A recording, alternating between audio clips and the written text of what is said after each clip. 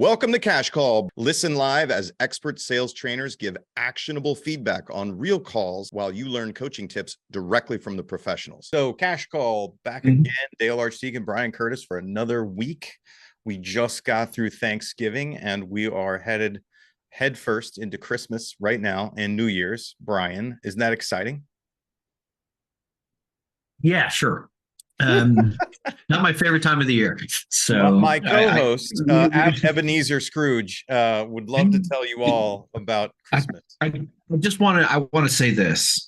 Christmas is 2 days, not 2 months. That's for everybody who I work with, and it's a frustration, Dale. And I think you understand where I'm coming from. It's like, oh, we didn't make any calls, we didn't do anything, we did. I'm like, okay. So I'm just suggesting if you want to crush 2024, December is the month to do it. So I'll just throw that out there. So if I put this into Christmas terms, Santa is saying the elves need to work their asses off and not be lazy about, is what you're saying. Freaking lazy elves, yes. Got it. Okay, well, in that spirit, I have a call today. Go ahead. I was just going to say I brought the sunshine with me today. I don't know why I'm grumpy, so we'll get over it. You're so pink on camera. I think you should wear a Santa beard.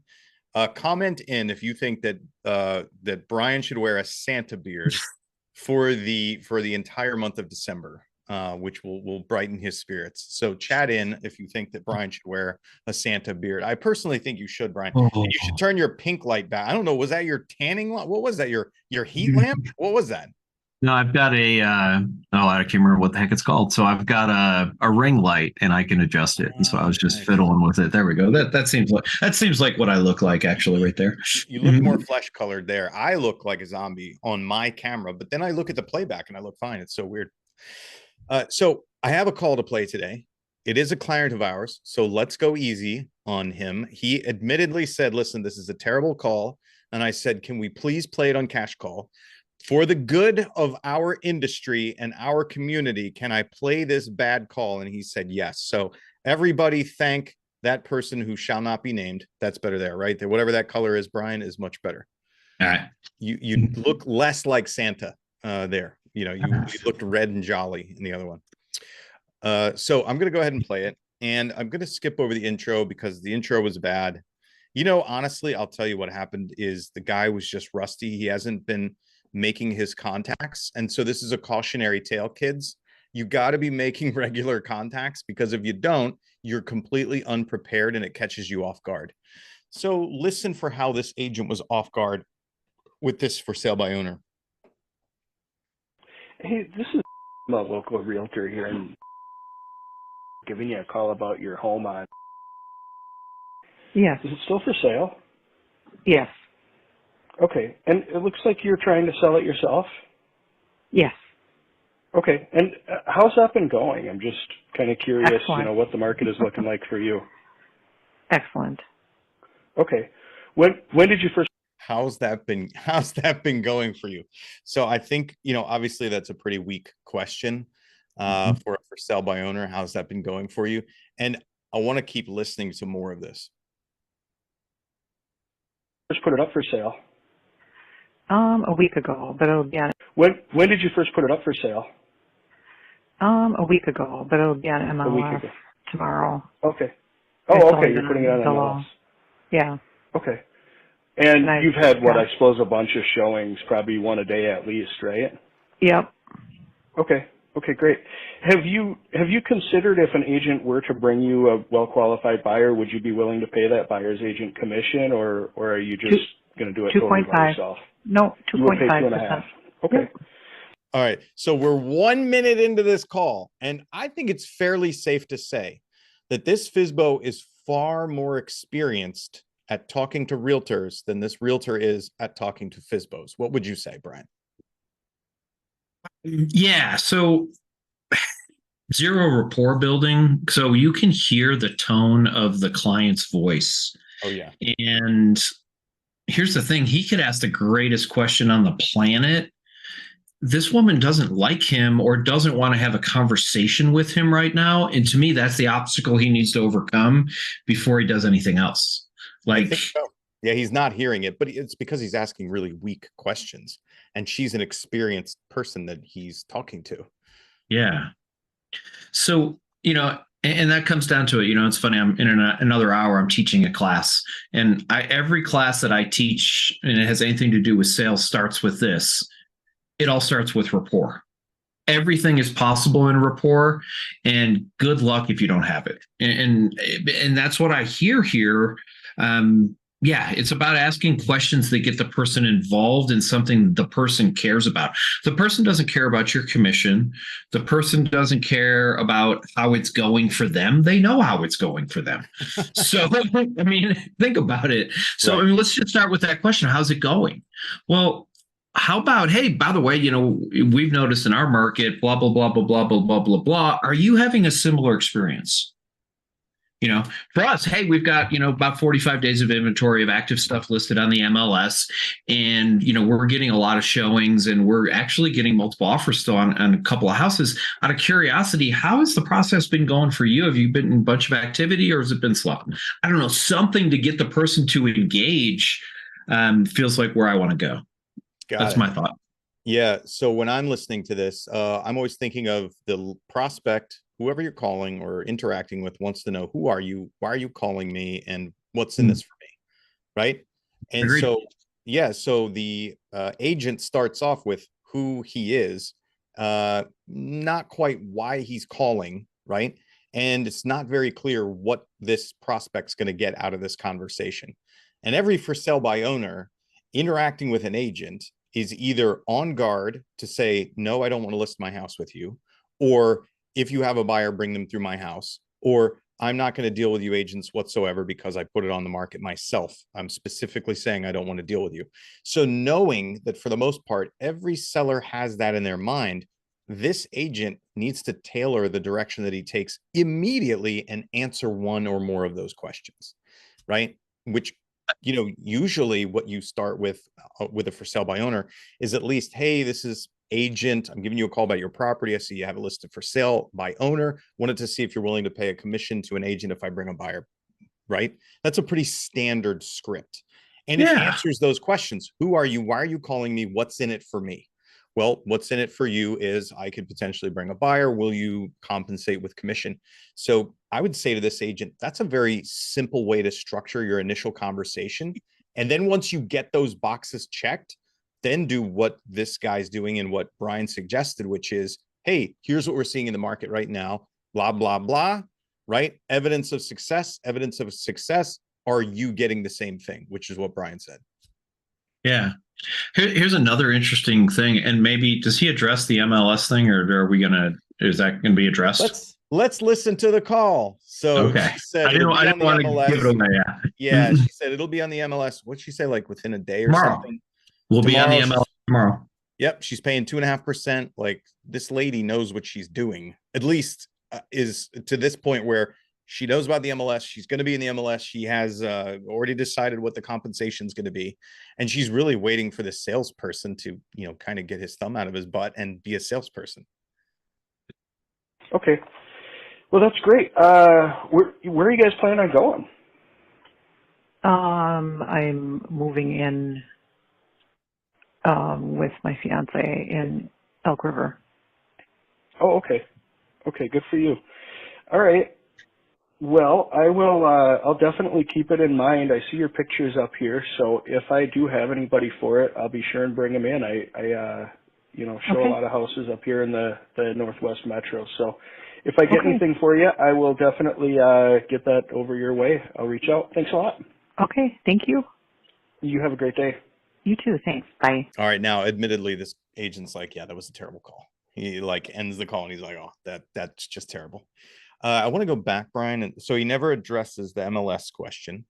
And then I want to go back. I think he kind of closed her. Let me see. It was maybe kind of a backhanded close. That buyer's agent commission, or are you just going to do it 2.5 by yourself? No, 2.5%.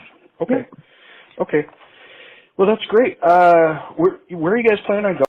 No, he left it. He never closed her to consider listing with himself, or talk to him about how he sells homes, or found out about why she's selling it for sale by owner, what's most important to her, whether she has an agreement signed to put it into the MLS yet. Yeah, I mean, I don't know this for a fact, but I have to have some feel for the fact that I believe this woman. I think you do too, Dale, right? I believe her. Like, she is competent, she's intelligent, she's focused. Yep. I believe her. Pretty so when she says, when she says it's going to be in the MLS tomorrow, I believe her.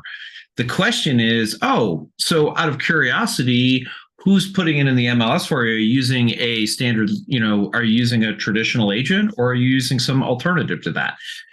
I want her to explain to me, oh, no, I just paid $300 and I had to put in the MLS. Okay, so basically you're still a FSBO. I wouldn't use that verbiage, but in my brain, you're still a FSBO. And also at the beginning of the call, he told her she was a FSBO. She knows she's a FSBO, right?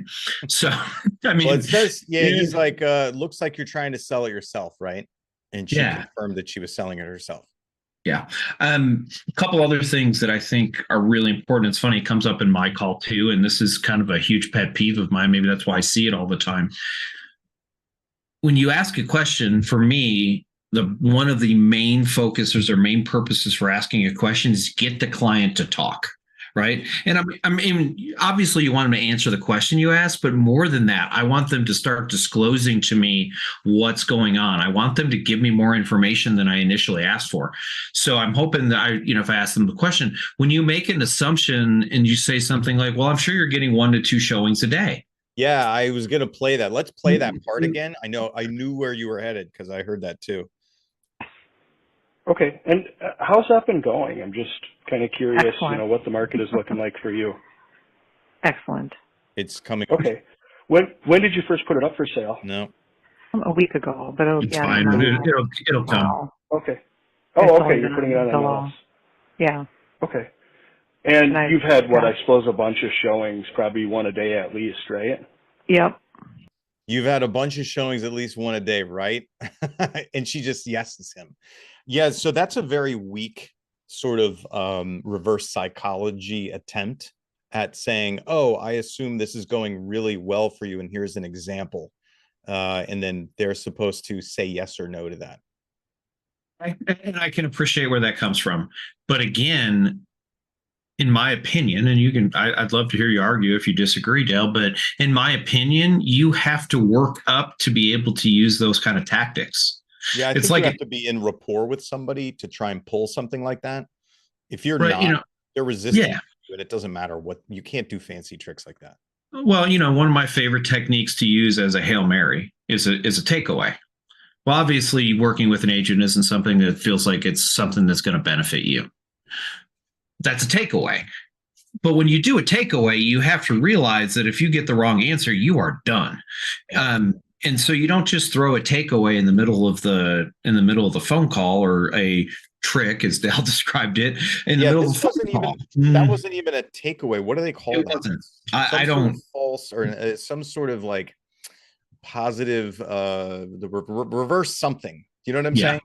I do. I don't know. And it's funny. I'm kind of nerdy when it comes to language. I don't know what that's called, but I appreciate where you're going with it. Yeah. What do they call that? Do they have a term for that in NLP? I don't know what the fancy terms are. I don't know what the fancy term is for that either. But I really appreciate, if that's what he was trying to do, I appreciate his ability to do it, because most people don't understand that. If that's what he's trying to do, I want to give it a little bit of a pass. But again, it felt a little bit like this call was, well, that didn't work. Let me try this. Let me try this. Let me try this.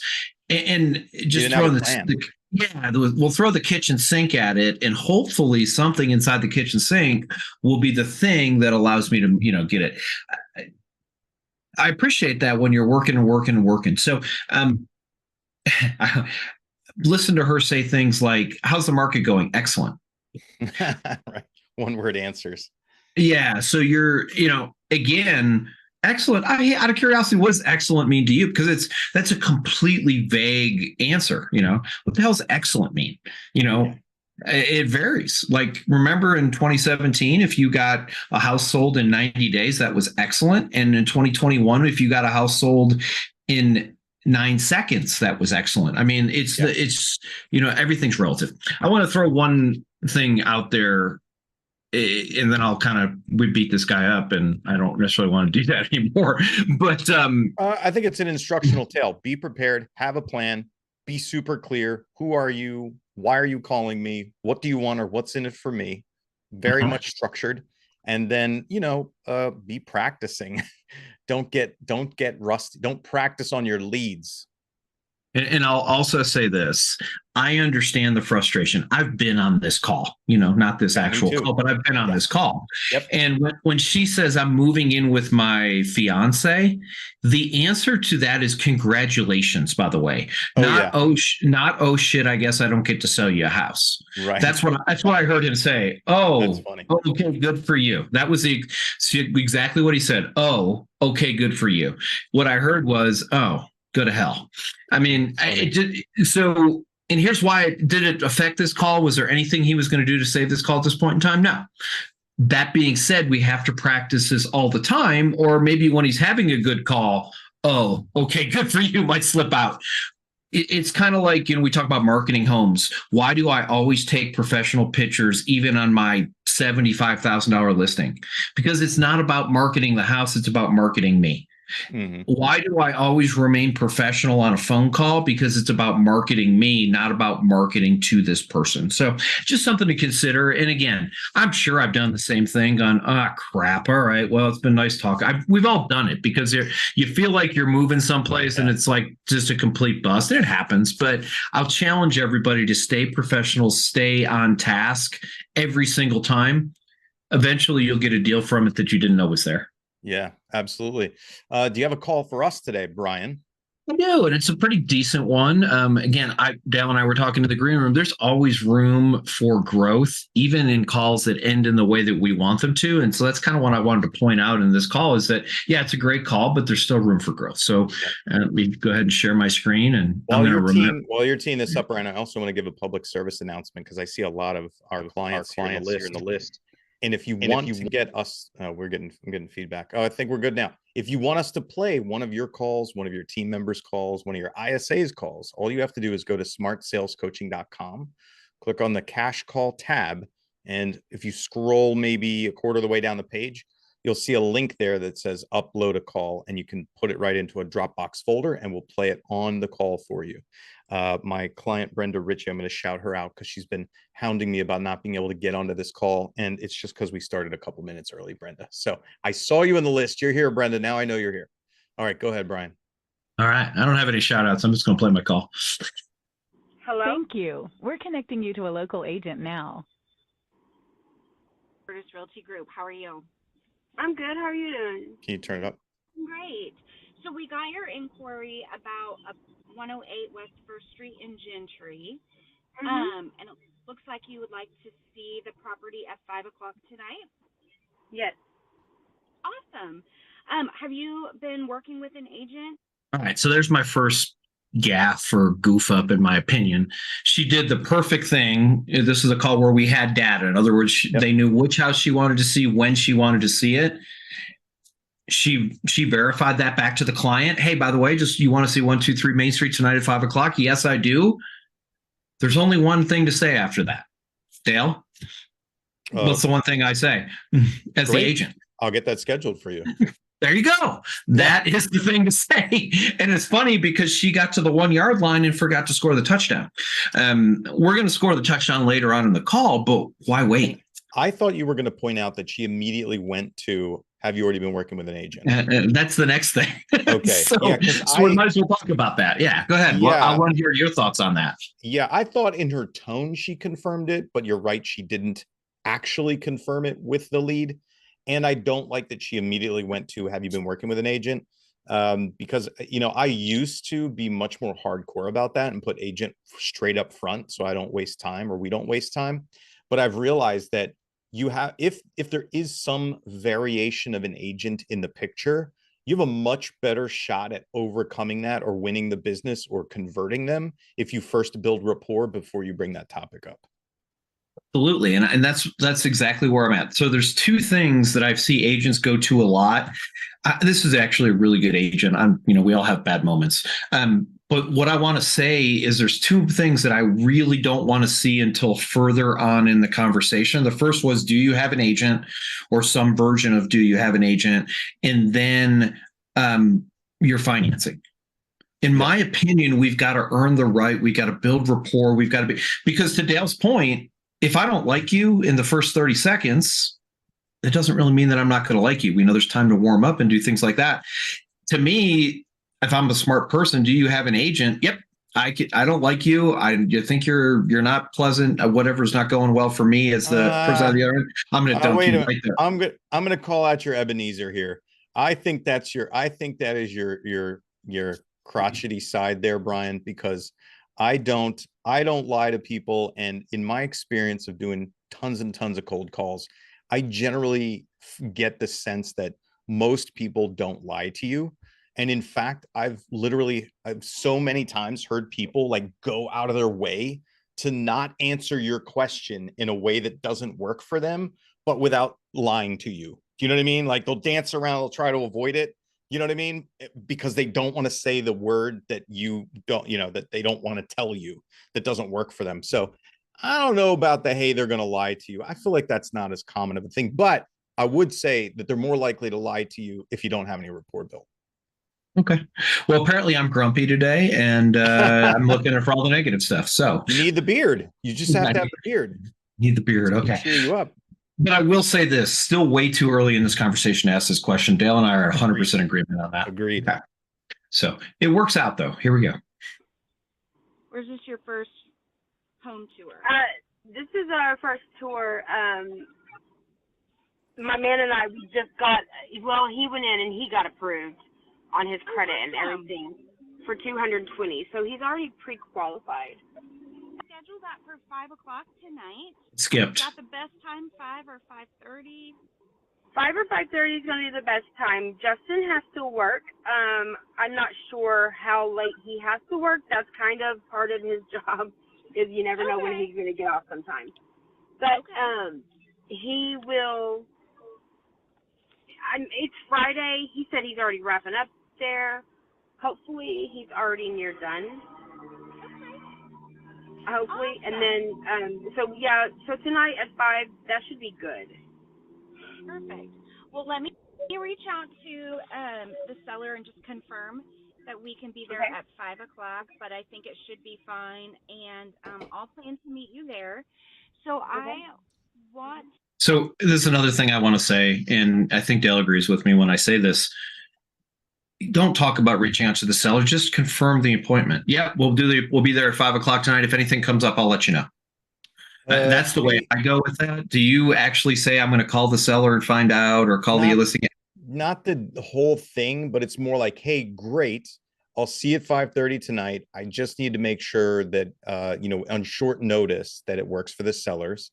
And if there's any issues, I'll let you know. But otherwise, we're going to be meeting. I do preface just in case when it's short notice. If it's not short notice, then it's like, yeah, sure, we're booked. Great. Because I have plenty of time. I can always come back and tell you it's not going to work.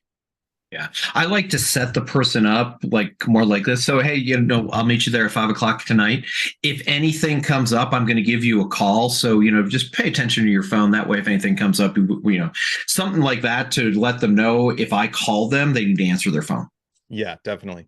We're having issues. Your sound is that call is super quiet.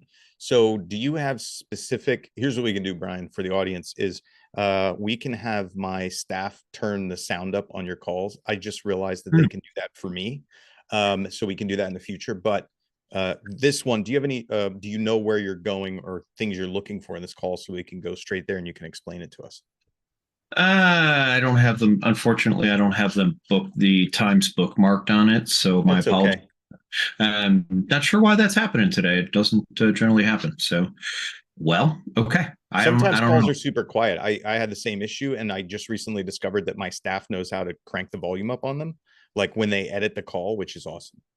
Yeah, I actually know how to do that too. I guess I just need to figure out when it isn't. So, but yeah, here's a couple of things I'll point out. I guess we'll just, since we can't hear it, it doesn't really make sense to continue to talk. Make sure was your sound shared? Yeah. Okay. Let's just make sure. Why don't you try it again? Yeah, I'll just try it again, and we'll see if it works better. Give me a thumbs up one way or another, Dale. And here we go. I'm going to text you my contact. Still quiet. Interesting. And that way you've got. Okay. So a couple of things that I did want to point out during this call, and they're little missed opportunities. So she set the appointment. I think that's obvious, and that's good. She's going to meet this person at 5:00, whatever day this is. I really don't know. It doesn't matter. The man is pre-qualified for 220,000. So that's great. The man is pre-qualified. So some really interesting thing happened in this call in my mind, and here's what I want to give this agent credit for. The woman started talking about how rent was stupid, and she hated rent, and like a realtor's like the most exciting thing we could possibly hear is rent is stupid, throwing it away is dumb. Like she's saying all of the right things. So, and I want to give the agent credit. She reinforced that. That's absolutely true. I can really appreciate that. Clearly you're someone who understands how this works, those kind of things. When somebody gives you that you would love to be able to just tell somebody, make sure you reinforce it. Tell them they're smart. Tell them that's brilliant. Whatever. I mean, use better language than I just used. But ultimately, yeah, that's great. I'm glad that you get. How many people I have to try and explain that to? Thank goodness you get that. So you can say those kind of things to somebody, and you're elevating them and reinforcing their positive behavior. So I thought that was great. She also said that they were paying $1,700 a month rent. And to me, this was an opportunity that was missed. And the opportunity was, okay, so you're paying $1,700 a month for rent. Obviously, like you said, all you're doing is throwing it away. With that in mind, if you're going to buy where you're actually building equity, do you have a number that you would be comfortable with? And I want to point out that there's a benefit to, owning a home. Since you'll be building equity, do you have another number that you would be comfortable with besides 1,700? Oh, well, since I'd be building equity, it's amazing when people repeat back things to you. I'd be willing to go up to $2,200 a month or whatever the case may be. The other thing I thought was interesting in this call, and again, I know we can't play it because it won't play, but is that the person, she really took the opportunity to tell you too much stuff. I love those calls. Yeah. But one of the things because it's great, I go, hey, Dale, and you talk to me and I write out all the stuff and gives me all the bullets. One of the things that's really challenging, and you heard it maybe you didn't because you couldn't hear the call. I heard it several times as I played through it. The agent was trying to get in. Have to be careful with that. This person loves to talk, the buyer. She just talk. And that's great. Again, I prefer that to somebody who gives me excellent, great, those kind of questions, kind of like Dale's call.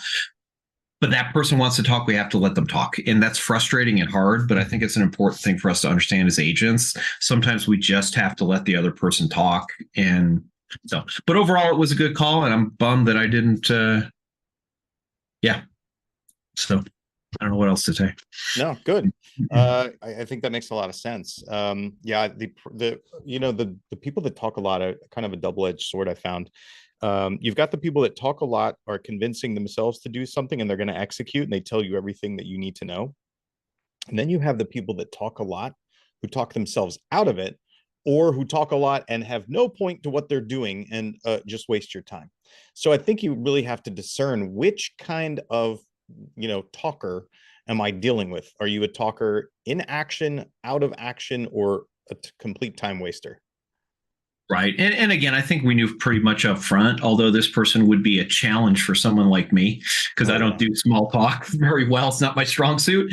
No. But I will take this person 100 out of 100 times over the person giving me one-word answers and giving me nowhere to go. It's a test of my patience, but that's okay. This is the kind of thing that, we have to do. But the beauty of somebody like this is you ask a couple of good questions, they will tell you everything you wanted to know. And then unfortunately, everything you didn't want to know. but you get that information. It's super easy to do discovery with somebody like that as we go through the process. Absolutely. All right, look at that. We're very close to time. So like I said, if you want to get your call reviewed here, listen, we will redact you. We'll beep out your name. We'll protect the innocent or the quasi-innocent. We won't embarrass you. We'll give you good constructive feedback, and you'll be somewhat famous. Brian, we need to get like cash call stickers made, and everybody can get you can get a sticker if you submitted your call. Like I gave blood. Like I donated a call to Cash Call, right? Or I was reviewed on Cash Call. You get a little sticker for that. Yeah, Listen, maybe give some incentives, Dale. Well, you and I should talk about that offline. What are some incentives that we could give our audience for sending us calls? I think that might be fun. To get free coaching. Like, where else do you get real free coaching from two professionals?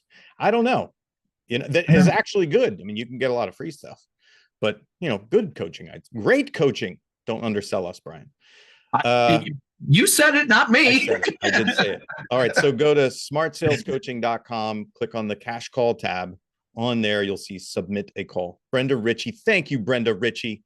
She was sending me screenshots like, I can't get in. It's just because we were slow today, Brenda. We were late. We were on realtor time. All right, everybody. Thanks for joining us. Dale Archdekin, Brian Curtis, Cash Call. See all of you next week. Thanks, Dale.